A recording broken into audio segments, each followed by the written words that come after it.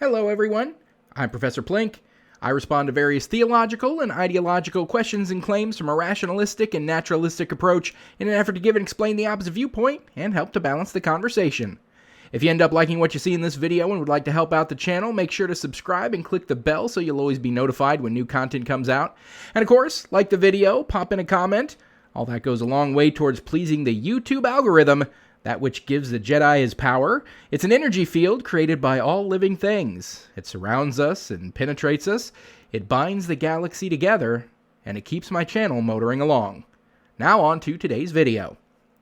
I didn't realize that Christian apologist S.J. Thomason was still in the game of online religious discourse, but I randomly stumbled upon a still relatively active YouTube channel of hers called Truth Matters with S.J. Thomason. The irony of that channel name, coming from a committed theist apologist, is absolutely delicious. And one particular video from SJ caught my eye. It's called Reason 10, Atheism 0, Why No One Should Be an Atheist. And, I mean, really, SJ? Reason? You can't use that word. Only we can use that word. It caught my eye mainly because it's such a weird statement. Surely a better one, from the Christian perspective, would be something along the lines of why everyone should believe in God, or something to that effect. But it's almost as if SJ has something against atheism specifically. Like, it doesn't even matter whether you believe in God or not, just don't go around calling yourself one of those damn dirty atheists. And it's not too long, but I wanted to give it a watch and see if there was anything of merit in SJ's attempt to rail against the horrors of people not believing in the unproven magic that she believes in. So, let's see what she has to offer. So take it away, SJ. Hi everyone, it's S.J. Thomason, and today we're going to discuss 10 reasons not to be an atheist. 10. We're hardwired by God within our conscience to seek the truth. And atheists have fallen for a lie by the father of lies. Satan's best work is in getting you to think he doesn't exist. If this first one is a measure of things to come, this is going to be a silly cesspool of sanctimonious shitballs. Don't be an atheist because God hardwired us for truth and the devil lies to you. So, your first reason why people should believe in God, or actually why people shouldn't be an atheist, is the pre-assumption that God exists and created us in a specific way. Newsflash, asshole! We don't believe in God in the first place. Hence, we don't believe God created us in any kind of way. Nor do we believe that the devil exists and is lying to us. You can't use an existing belief in God to convince those who don't have an existing belief in God.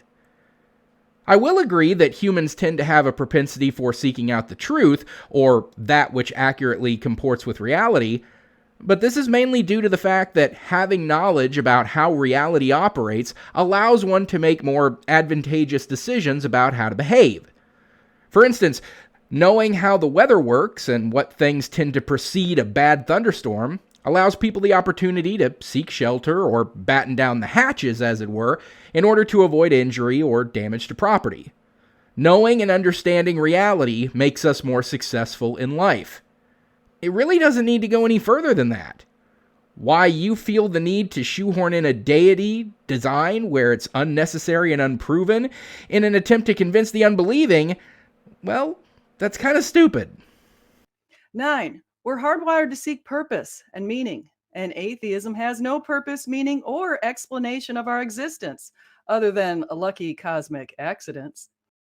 Another hardwired claim. You know, we can be hardwired to do things because they are what we evolved to do, right? The fact that there are certain aspects that are typical of human nature only points to our common biology and heritage. The fact that humans are similar to other humans is not indicative of a magic, ethereal creator God being.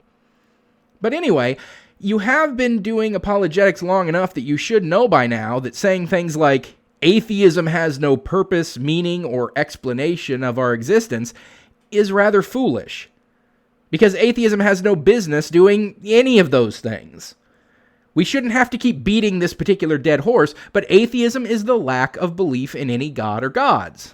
That's it. Full stop. And as such, atheism has no business trying to impart purpose, meaning, or explanations for anything. I mean, being apolitical doesn't tell you who you should vote for, or even if you should vote at all. Being asexual doesn't tell you who you should sleep with. I mean, what are you not getting about atheism? It's not accepting the BS that you're claiming. That's it. That certainly doesn't mean that atheists have no purpose or meaning, or that there are no non-God ideas explaining our existence. Many atheists, myself included, believe in self-derived purpose and meaning, that we choose our own meaning and purpose for ourselves and our own lives. Other atheists can subscribe to a secular system that imposes responsibilities and meaning onto human life, such as Kantiism.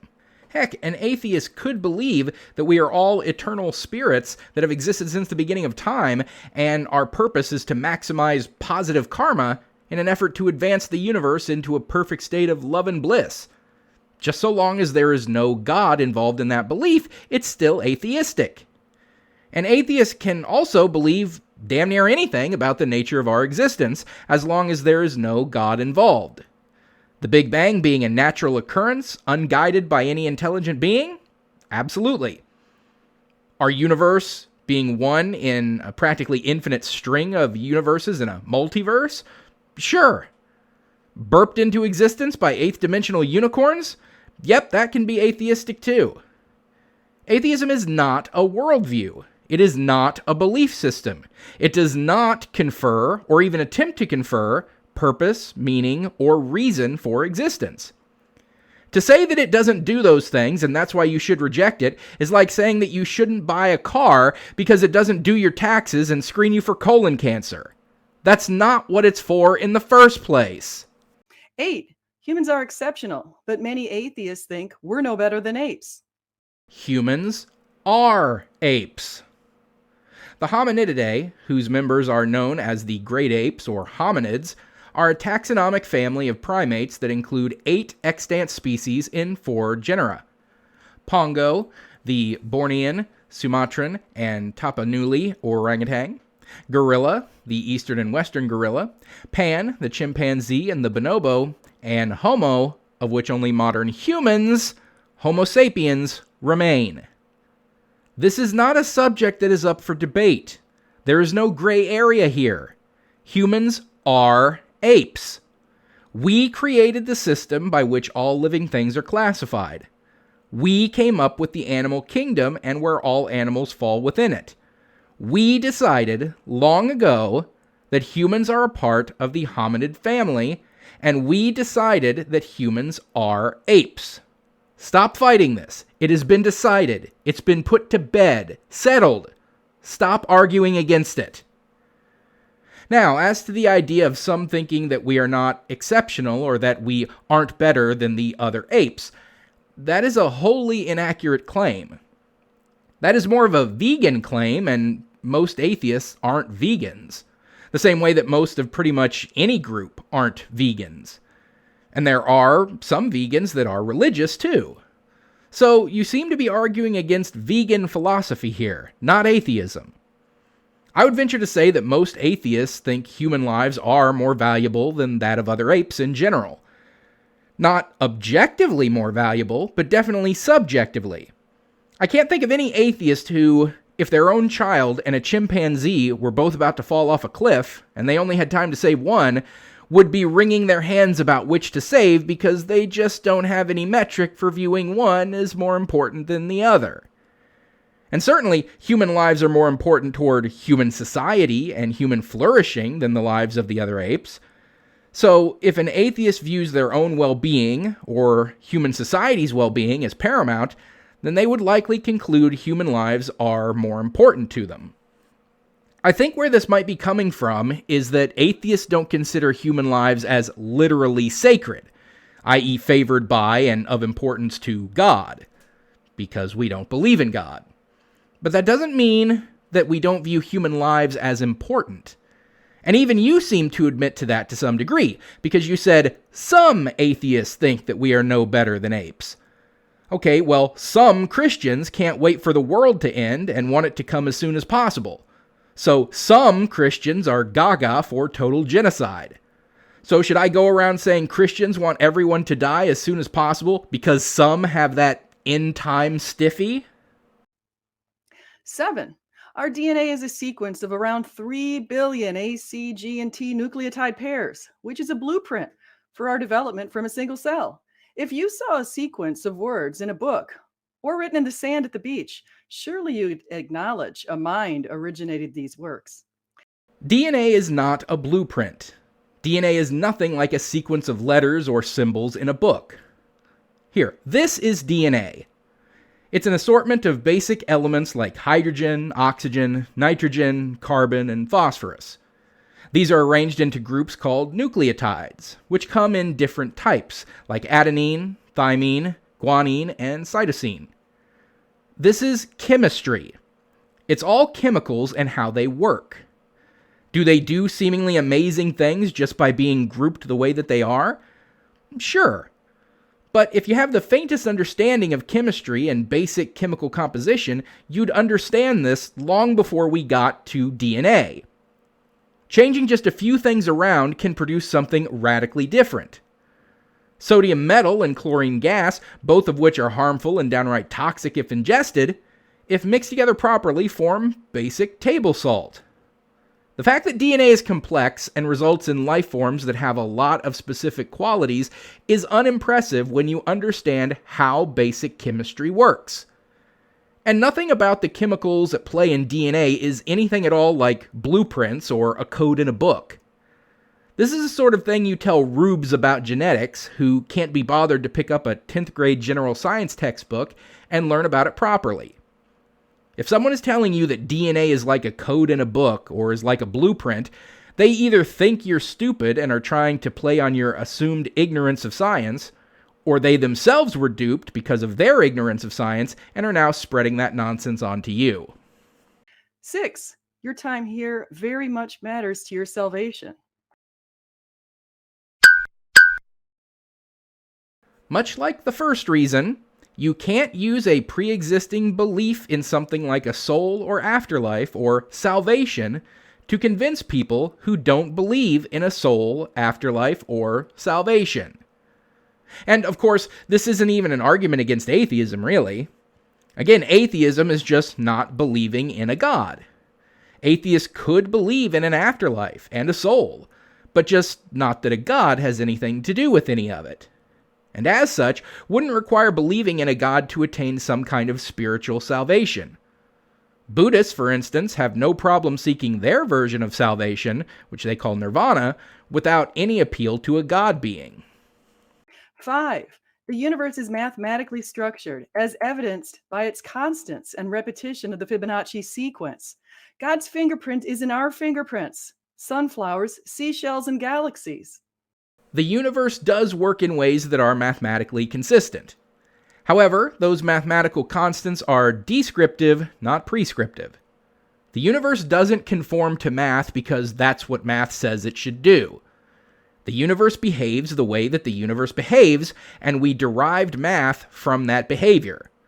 We came up with a system for evaluating, measuring, and predicting the consistent behavior of the universe that we see. And we don't exactly have it figured out, not properly anyway. Math just works for the most part, and since it's generally useful, we keep using it. But all our mathematical understandings break down under certain conditions. Like, for instance, at the quantum level. When you shrink down so incredibly small that the standard ways that we have mathematically established that the universe works no longer apply. Or, another example, the closer you get to a black hole. Or the closer you get to the speed of light, where time becomes relative and essentially stops. These sorts of things do not comport with our understanding of mathematics. So it's not really accurate to say that the universe operates according to some kind of divine mathematics with God's fingerprint all over it. Math works in some parts of the universe to derive some things, and it doesn't work in others. 4. Nature and the cosmos point to a significant beauty in our Creator. Beauty, as they say, is in the eye of the beholder. Beauty is undeniably subjective. There's absolutely nothing in existence that is objectively beautiful. Beauty is nothing more than what one finds aesthetically pleasing. And what one person might find aesthetically pleasing, another person could find horrifying.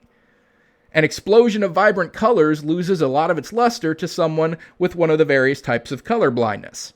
And it absolutely loses all sense of aesthetic value to someone who is completely blind. Same is true of a beautiful symphony to a deaf person. One might find a waterfall beautiful, but someone with hydrophobia might be made terribly uncomfortable by it. There is no standard for beauty of any kind, and so you can't say that the universe, nature, the cosmos, whatever you want to call it, points to any kind of beauty, or that whatever beauty an individual might derive from the world around them was intentionally created. I mean, there are plenty of people who are afraid of the dark, and most of the universe is dark, cold, and inhospitable. Not too many people would find the dark side of the moon to be beautiful.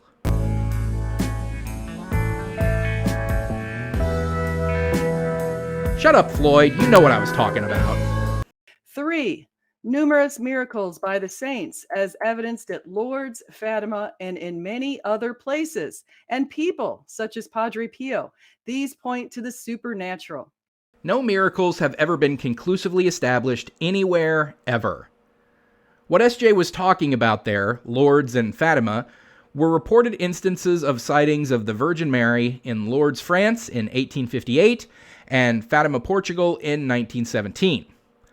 Not only were these instances isolated, meaning that they were only allegedly witnessed by one or at most a few people, but in almost all instances, the instances were reported by children. In the case of Fatima, all of the alleged sightings came from 3 specific children whose ages at the time were 10, 9, and 7. Not only were there absolutely no corroborating evidence to indicate that these appearances ever happened, but prophecies that the children claimed the apparition of Mary made, including the end of World War I, ended up being false.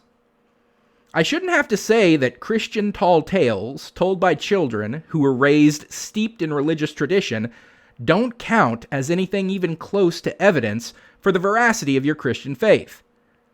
The last time my 5-year-old niece swore up and down that there was a monster in her closet, I did what anyone should do. I humored her and checked the closet to show her the monster wasn't there and sent her to bed. I did not insist that the monster was real and that her testimony was evidence to the existence of monsters. The other mention that SJ made was of Padre Pio.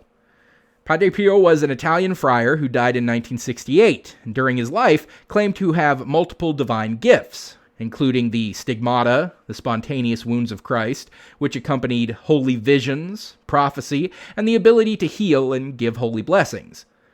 None of these were ever confirmed or proven in any way conclusively, and even the Catholic Church denied most of his claims to having supernatural abilities during most of his life. They only officially validated his claims to holy power at the end of his life and after his death, though not because of any actual empirical evidence of these supposed miracles he performed. Basically, unreliable testimony, hearsay accounts, and the Church's assurance that this stuff is all real, sight unseen, do not rise to the level of conclusive evidence for the existence of miracles, nor the existence of the supernatural. 2. Our Father created us and loves us. We're made as man and woman in the image of God. We're his image bearers. SJ, you can't use a pre-existing belief in God to prove the existence of God to people who don't believe in God. And number 1, Jesus is the way, the truth, and the life. He suffered, was crucified, and was buried as a sacrifice for our sins and our salvation. He is risen. Ah, yes, Jesus, God in human form. Not so much the Son of God as God himself come to earth as a human, in order to sacrifice himself, to appease rules that he set, that he had the power to change at any time if he wanted to, and he did this in order to satisfy himself through blood magic and sacrifice, A sacrifice that didn't amount to much, seeing as he supposedly rose from the dead a mere 3 days later and went to heaven. So JC gave up his weekend in order to appease himself, which he certainly didn't have to do, in order to forgive the sins of all mankind, because, being God, he could just, forgive mankind without requiring a blood sacrifice. And it wasn't so much to forgive mankind for anything that they had done, but instead to forgive mankind for the thing Adam and Eve did, which is upon every person born thereafter who did nothing themselves, despite the fact that the Bible clearly states that the Son shall not bear the iniquity of the Father. This is not only some top-tier bullshit, even if you actually believe in all this nonsense, but like with much of the rest of your video, SJ, you can't use a pre-existing belief in Jesus Christ in order to prove the divinity of Jesus Christ to people who don't believe in the divinity of Jesus Christ. And there we have S.J. Thomason's 10 Reasons Not to Be an Atheist. And what a pile of nonsensical bumblechum it was.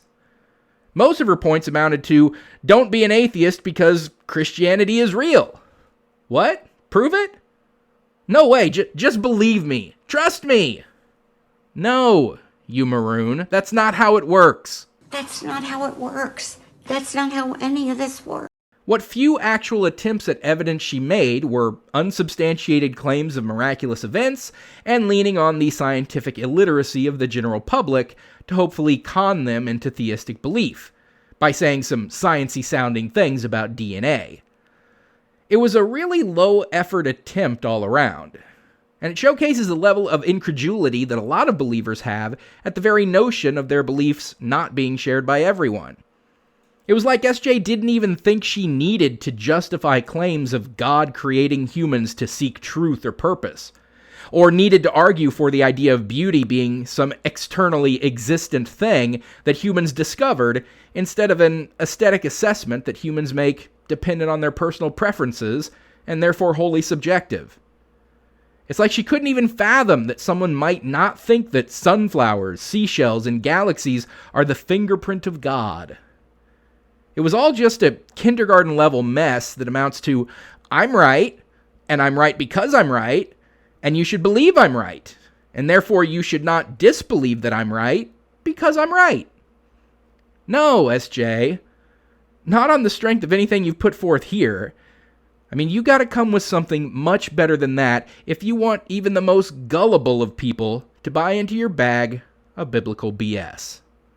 So that is where we'll end things for today. So thanks for watching, everyone. Don't forget to like this video, comment, and subscribe so you'll always be notified when a new video comes out. Till next time, I'm Professor Plink reminding you to keep striving for greater understanding. It's the best way to get wherever you want to go.